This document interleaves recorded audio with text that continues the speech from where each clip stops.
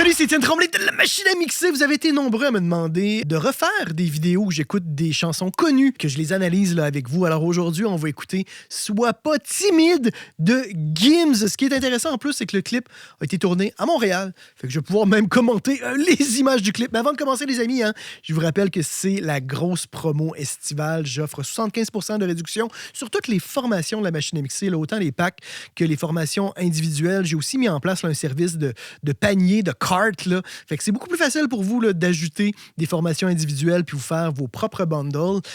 Puis si vous ne les possédez pas déjà, j'offre EQ 101 puis Comp 101, ma formation sur l'égalisation et celle sur la compression. Les deux sont offertes gratuitement. Tout ça jusqu'au 12 juillet, inclusivement. Manquez pas ça, les amis. Alors, sois pas timide, on va l'écouter, je vais lancer la chanson, puis en cours de route, je vais arrêter le titre, évidemment, la musique, là, puis je vais donner mes commentaires là, en cours de route.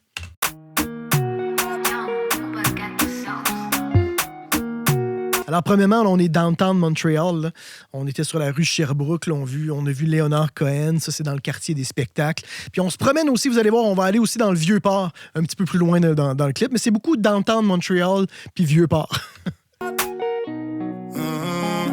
Attention, j'arrive, t'es mal de charisme, mais pas dans ta story. J'suis blacklisté sur Berries, sur le côté VIP, que des 10 sur 10. J'suis dans la zone à risque. J'ai vu.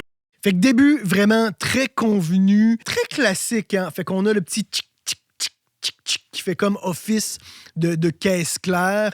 On a la voix, on a un clavier. Puis le clavier, si vous avez remarqué, tout de suite, il y a le sidechain, hein, même s'il n'y a pas le kick. Puis ça, c'est une façon très classique de tout de suite, si vous voulez, suggérer la groove, suggérer le beat. Là, après ça, le kick arrive pendant un petit moment. On a un petit break et après, on relance la sauce avec la voix qui va être plus élevée, plus haute. Fait que c'est ultra convenu. Puis le clavier, hein, il a été très nettoyé dans les mids. On a peu d'informations. Le petit tchic est beaucoup dans les hautes, dans les high mid. Il y a un petit peu de mid quand même.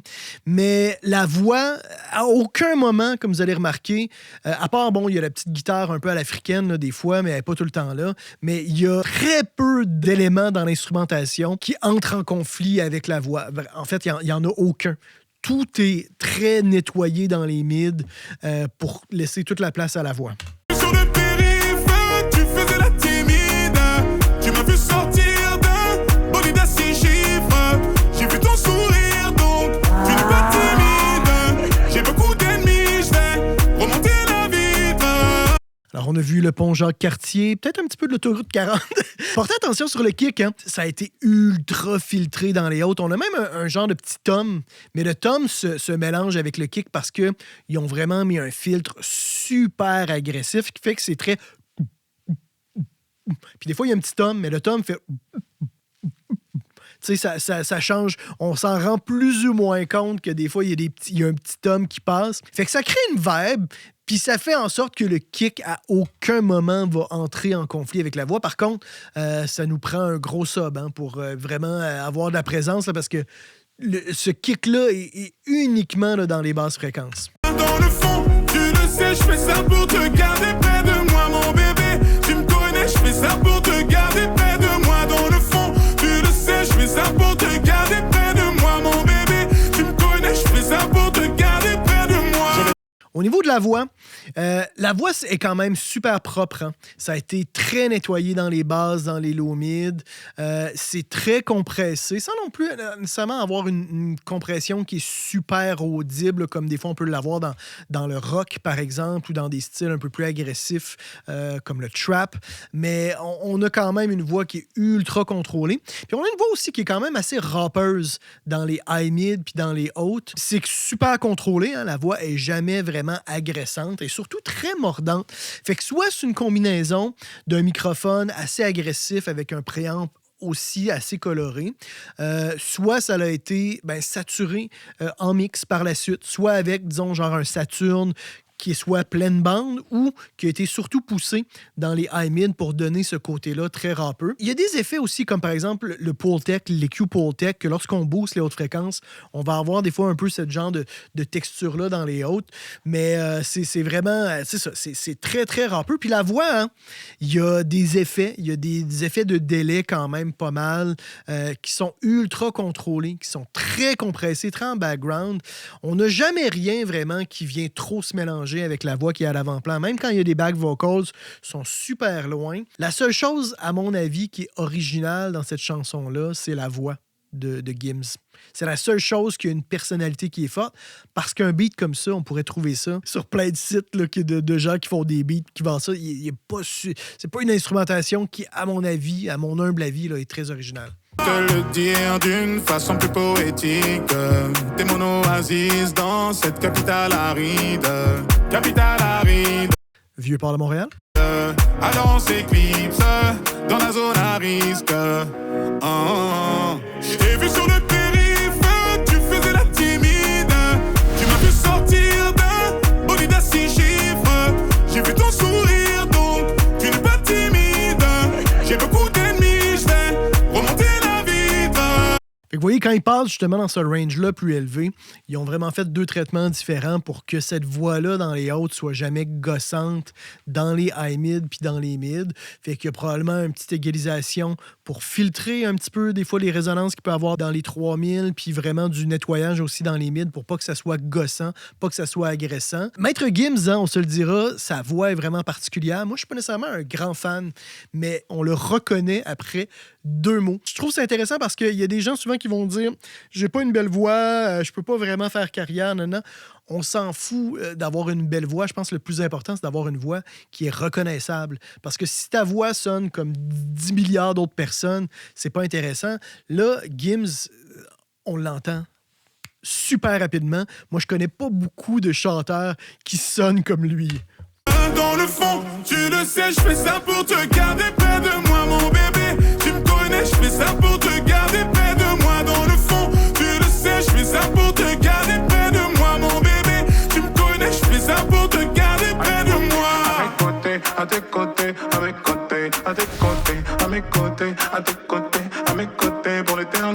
Centre-ville de Montréal, avec aussi des images, là, je comprends pas qu'est-ce qui se passe dans ce passage-là du clip. c'est un peu weird. Hein? Mais pour les backs, hein, encore une fois, on a eu des back vocals qui étaient comme à l'octave en dessous, très très loin dans le mix, hein, vraiment là, une légère couleur. Là. C'est à peine s'ils les ont laissés, ils ont comme monté un petit peu le fader, puis c'était pas mal ça. À tes côtés, à mes côtés, à tes côtés pour l'éternité. À tes côtés, à mes côtés pour l'éternité. J'ai vu sur le périph', tu faisais la timide. Tu m'as vu sortir d'un bolide à 6 chiffres. J'ai vu ton sourire, donc tu n'es pas timide. J'ai beaucoup d'ennemis, je vais remonter la vitre. Dans le fond, tu... Fait que là, il y a une petite progression dans le volume des claviers, mais en réalité, cette chanson-là, hein, c'est un gros refrain. Hein? Je veux dire, on a le refrain qui revient. Il y a des petits breaks dans le milieu. Il y a une petite improvisation qu'il a dû faire là, pendant qu'il était sur les chiottes pour se dire « je vais dire une phrase en loop, puis ça va faire un passage différent dans le milieu. » Tu sais, je veux dire, c'est vraiment un gros refrain.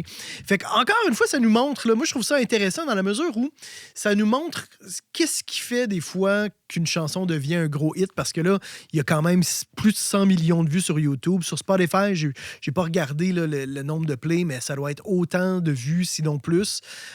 Des fois, c'est pas toujours vraiment la profondeur, l'originalité, la richesse. C'est OK, on a un refrain qui fonctionne, on a un chanteur qui a une voix vraiment particulière, qui aussi représente une forme de lifestyle, puis d'attitude, puis that's it. On tourne autour de ça, on fait des petites variations, puis c'est moins de 3 minutes, bim bam pouf. C'est pas très compliqué. Je sais, je fais ça pour te garder près de moi, mon bébé. Tu me connais, je fais ça pour te garder près de moi. Dans le fond, tu le sais, je fais ça pour te garder près de moi, mon bébé. Tu me connais, je fais ça pour te garder près de moi. Tu fais la timide.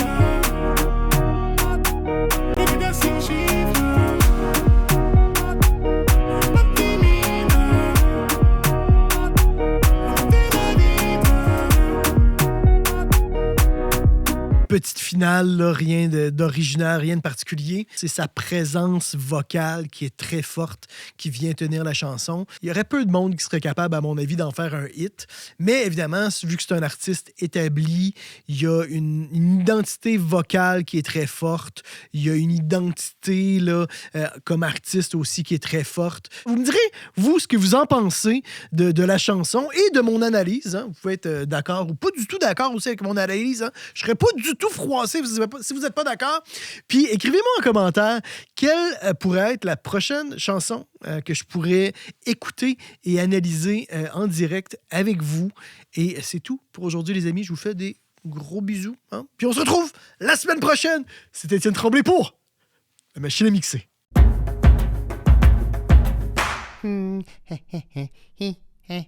Abonne-toi. N'aie pas peur. Allez, clique. Abonne-toi.